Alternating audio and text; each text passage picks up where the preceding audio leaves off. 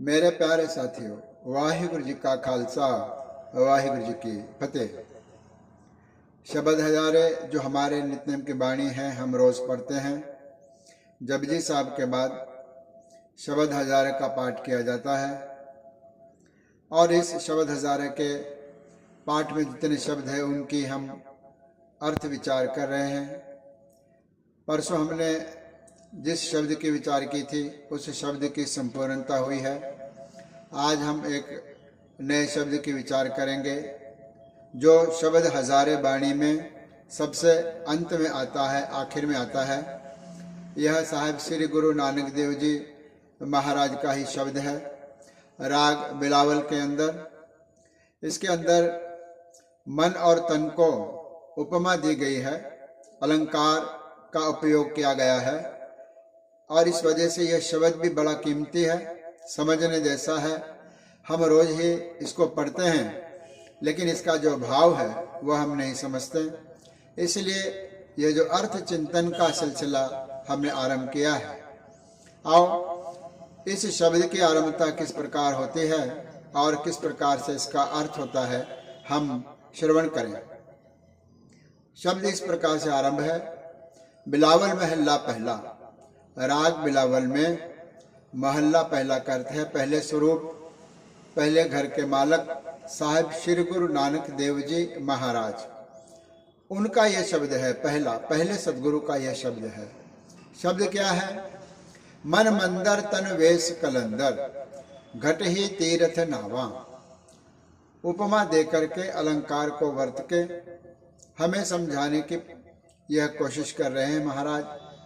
मन जो है हमारा वह मंदिर, मंदिर का अर्थ है जहां पर हमारे इष्ट देव की पूजा होती है।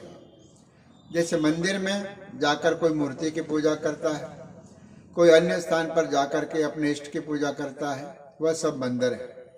गुरुद्वारे में जाकर के जिस प्रकार हम साहिब श्री गुरु ग्रंथ साहब महाराज को माथा टेकते हैं, उसी प्रकार से अन्य अन्य धर्मों के लोग अपने अपने धर्म स्थानों पर जाते हैं, जिनमें से एक मंदिर है। यहाँ पर मन को मंदिर की उपमा दी गई है। श्री गुरु नानक देव जी महाराज कहते हैं कि जो मन है यही मंदिर है। इस मन के अंदर वह परमात्मा बसता है, वास करता है। यहाँ मन जब हम कहते हैं तो उसका अर्थ होता है मन, चित्त, बुद्धि, अहंकार, यह सब आ जाता है। आत्मा भी इसमें आ जाती है भावार्थ में। गुरुदेव कहते हैं कि ये जो मन है वह मंदिर जैसा है।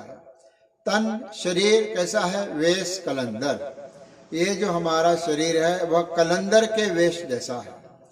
कलंदर का अर्थ है कि जो सूफी फकीर, इस्लाम के जो फकीर होते हैं उनका एक फिरका है। 5 प्रकार के फकीरों के जो फिरके हैं, जो दर्जे हैं, जो उनके स्टेप्स हैं, उनके अंदर जो 5वां फिरका है उसको कलंदर कहा जाता है। कलंदर का अर्थ है जो मस्त फकीर है, अलमस्त है, जिसको संसार की कोई चिंता या परवाह नहीं है, जो अपने आप में अंतर्मुखी होकर रहता है, उसको कहते हैं कलंदर। कहते हैं जो तन है यह कलंदर का वेश धारण किया हुआ है। और घट ही तीर्थ नावा। घट का अर्थ है हृदय। हमारे हृदय रूपी तीर्थ के अंदर जो मन है वह मंदिर बना हुआ है और ये जो घट है, हृदय है, यह तीर्थ स्थान बना हुआ है। और जो मेरा शरीर है इस स्थान पर, इस तीर्थ पर आकर के स्नान कर रहा है। घट ही तीर्थ नावा। हृदय रूपी तीर्थ के अंदर मैं स्नान कर रहा हूँ, क्योंकि मेरा जो मन है वह परमात्मा का मंदिर बन गया है और जो शरीर है वह अलमस्त फकीरों जैसा बन गया है। उसका वेश मैंने धारण कर लिया है और हृदय रूपी सरोवर के अंदर मैं स्नान कर रहा हूँ, जीव स्नान कर रहा है। फिर आगे कहते हैं एक शब्द मेरे प्राण बसत हैं, बाहर जन्म न आवा। एक शब्द, एक परमात्मा का एक शब्द, नाम रूपी जो शब्द है, मेरे प्राण बसत है, मेरे हृदय के अंदर उसका वास है, उसका निवास है। मेरे हृदय के अंदर, मेरे प्राणों के अंदर, पोर पोर में, रोम रोम में उस परमात्मा के शब्द का ही निवास है, वाणी का ही निवास है। जब इस प्रकार की अवस्था हो जाती है तो कहते हैं कि फिर जो जीव है वो बाहुड़ जन्म न आवा। बाहुड़ का अर्थ है मुड़ मुड़ के, फिर से मैं जन्म में नहीं आऊंगा, जन्म न आवा। ऐसा जीव जिसका मन ही मंदिर है, जिसका शरीर ही अलमस्त फकीर जैसा है, निर्लेप है, परिशुद्ध और पवित्र है, और वह हृदय रूपी तीर्थ में स्नान कर रहा है, उसके मन के अंदर परमात्मा के नाम का एक शब्द है, वह निवास कर रहा है, जिसके कारण उसकी निरंतरता से उसका शरीर पवित्र, मन पवित्र, आत्मा पवित्र, बुद्धि पवित्र, सब कुछ उसका पवित्र है।